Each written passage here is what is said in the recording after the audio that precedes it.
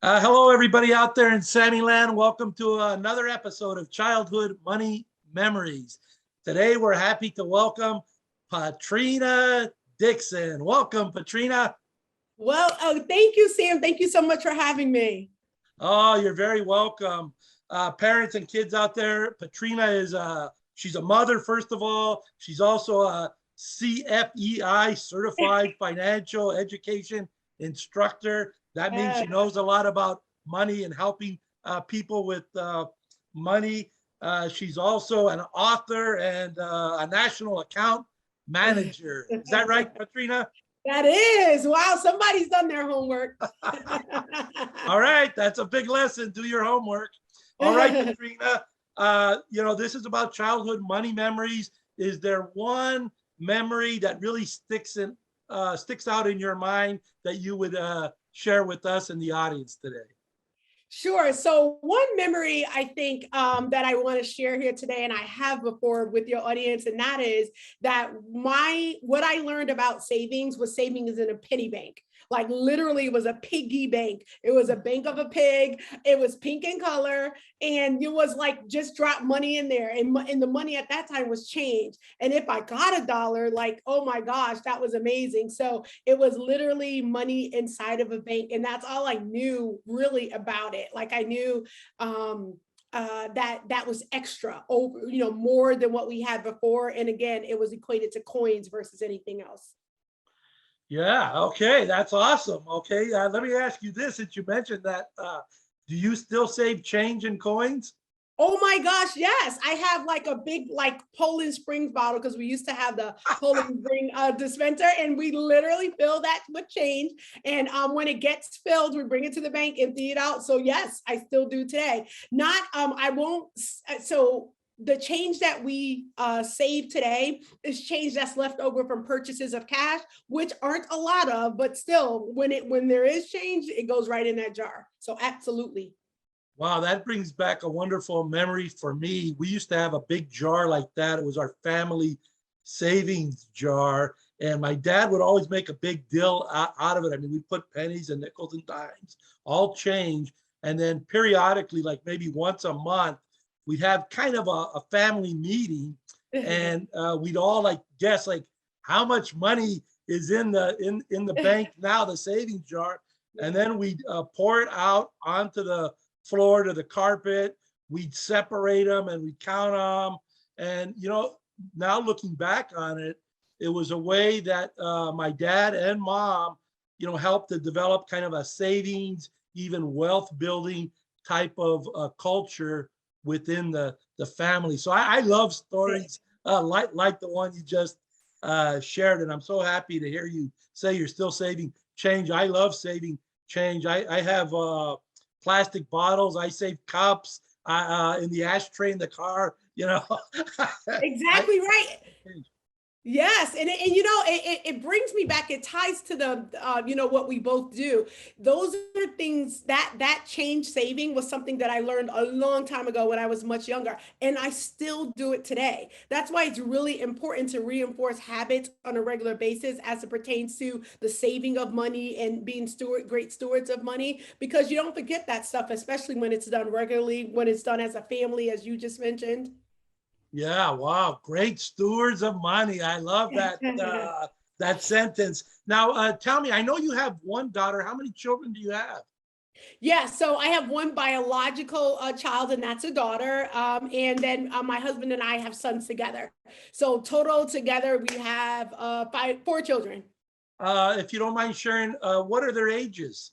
Yeah, so three adults, and oh gosh, you're doing an old mind here. So 30, 33, 31, 29, and 10.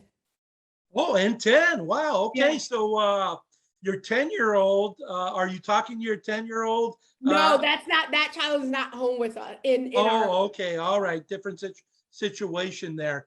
Now, somebody mentioned to me in one of our money interviews that as a parent, one of the challenges that they faced in talking with their kids about money is they said, pretty much we've shared the same messages about money with all three kids, but all of them take in the messages differently, so they don't all work the same. I'd like to ask you, what challenges have you encountered in talking to your kids or maybe even other kids about great money habits? Yeah, so the challenges I think is a lot nowadays. Young people have access to social media, and they see a lot of things that come through that on a very regular basis. So the I'll call it the hype of having a lot of money, having six figures, investing, doing all the other things that are people that may have some money to do that.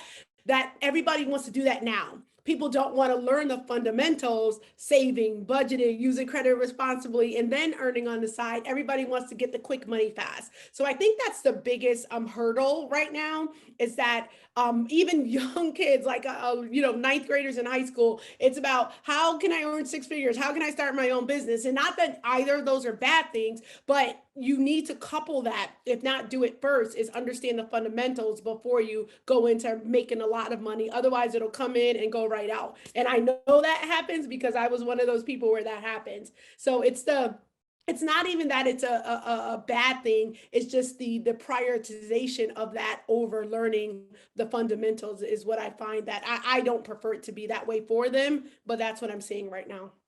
I think that's a Sammy Rabbit gold carrot tip out there is master the basics. And my experience has been they will take you a long way. I have to say, unfortunately, I'm a six-figure person, but what's unfortunate is two of those figures are after the decimal.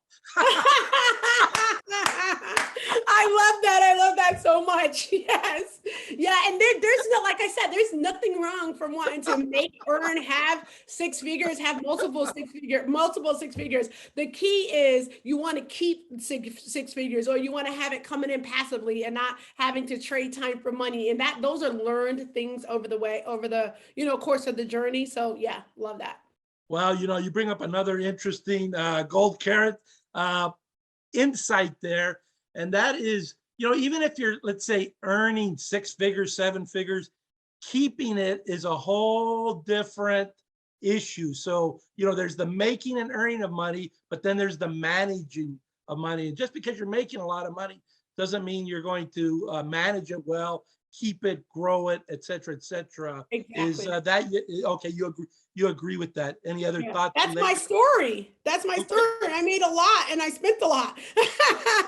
And that's why I got into what I'm doing, is because I was not a great steward of my money. I wanted to make a lot. I worked really hard. I tried to climb the corporate ladder. I got great increases in bonus all the way around. But as soon as I got that bonus, that thing was spent. Now I get that bonus, that thing is banks, so it's a completely different thing. It's like, okay, let me take a portion and, dabble, not dabble, but then go choose some stocks that I want, that have dividends that I want to earn. It's just a different way that I think about the same money that I was making before. You know what I mean? Oh, yeah, absolutely. Now I have a big question for you related to that. You said that's your story. Are you sticking to it? You are a hoot. Absolutely. It's my story and I'm sticking to it. Yes, I love it. Okay, beautiful. All right, let me ask you a more serious question. This is a question, I asked myself before I hopped into financial education. So I like to ask other people, and that is this. If you could only teach a child or an adult one money habit, what would that money habit be? Oh, this is an easy one. Pay yourself first. Pay yourself first. And that's for any age. When I even teach little ones, when you get your allowance or birthday money, whatever it is that you get money from that you didn't have before or earned it by doing chores, whatever, take a portion of that. There is no set amount, whatever the amount that works for your budget or things that you need to take care of, but you have to start off with putting some aside for yourself into when you're young, into a savings account, into like a piggy bank or a shoebox or something like that, until you're able to go to the bank once you get to a certain age with a guardian or a custodian. When you're older, automate it and forget about it.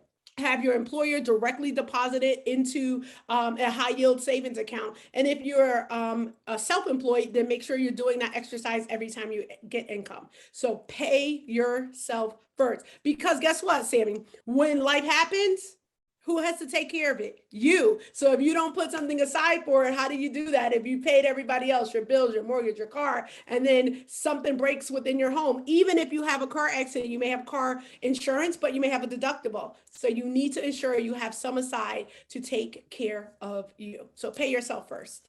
Well, you know, the first book I ever read on money, I think it was like 12 or 13 years old. It was called The Richest Man in Babylon.